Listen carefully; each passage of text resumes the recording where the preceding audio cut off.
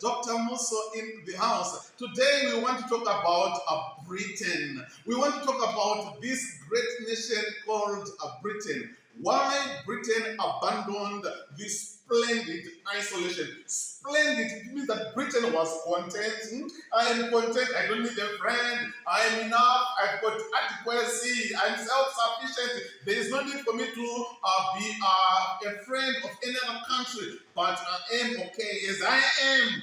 Britain's policy of splendid isolation. But now a time came when Britain was supposed to abandon this so-called splendid isolation. So today we want to talk about the reasons that led Britain to abandon this splendid isolation. We see that Britain had to abandon this splendid isolation. Why? It is because this policy, this splendid isolation, it was no longer splendid, it was now dangerous on the part of Britain. Why? Other countries, they will now having friends. We see that we now have two dangerous camps that were now existing in Europe, the Triple Alliance and the Triple Entente. So countries were now in groups now, they were now having friends. Britain, we see that she was not supposed to remain isolated, so she had to abandon that splendid isolation. She joined France and Russia. Joining France and Russia, later on, it led to the signing of the Triple Entente. So camps that were now taking place in Europe,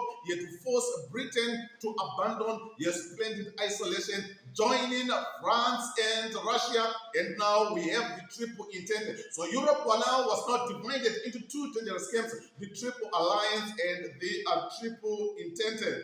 We also see that Britain had to abandon this splendid isolation. Why? Because events in the world showed that she needed to have allies.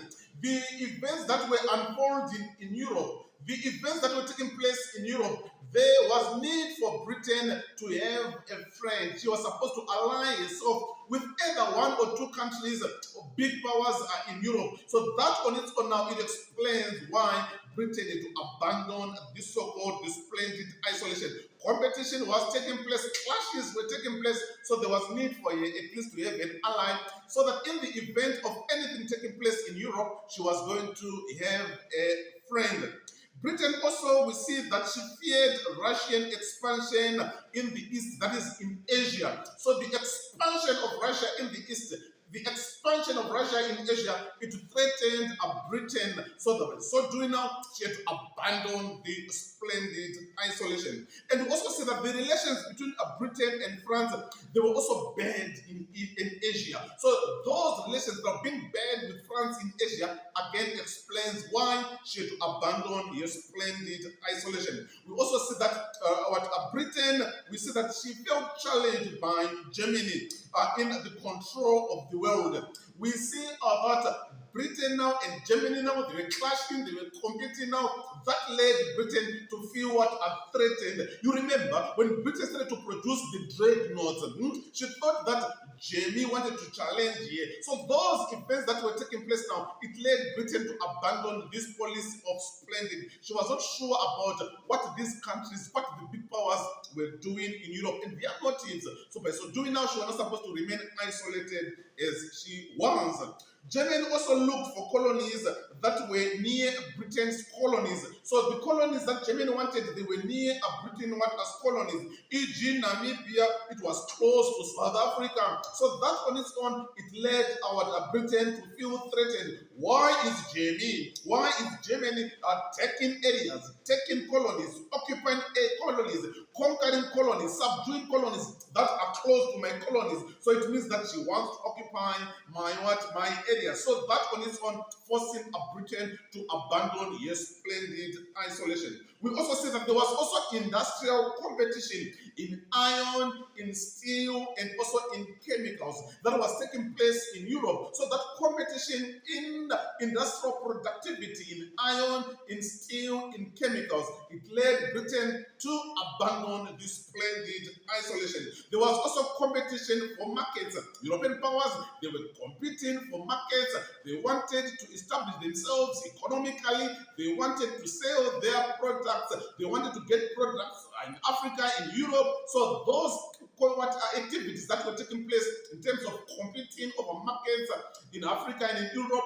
It led Britain again to feel threatened, and it led Britain to abandon a splendid isolation. You also talk about the productivity of weapons, the arms race. European countries, they were increasing the productivity of arms, guns. They were also increasing their soldiers. You talk about militarism. So the activities of increasing ammunition, activities of increasing the issue of arms, the soldiers now led Britain to be threatened. Why are they increasing their soldiers? Why are they increasing their guns? So it means that a war might take place. So if a war takes place now, I'll be in danger. So what should I do now? Let me join the race and align myself with another country in Europe. So that is why she had to sign an agreement, the Entente Cordiale with France 1904. She had to sign the Triple Entente with Russia and also France in 1906-1907. The naval competition, the challenge that she got from Britain, that she got from Germany. She produced a dreadnought, the first of its kind in Europe. Germany is producing a similar dreadnought that on its own led again Britain to be threatened. Why is Germany producing a similar dreadnought that I produced? So let me abandon my splendid what? Isolation. Railway expansion. Countries were increasing railway expansion. They were constructing, they were building railways. Building of railways now, it meant economical expansion, economical growth. That led Britain again to rethink, and we see abandoning your splendid isolation. Why? It is because countries with thriving countries were increasing in terms of railway expansion.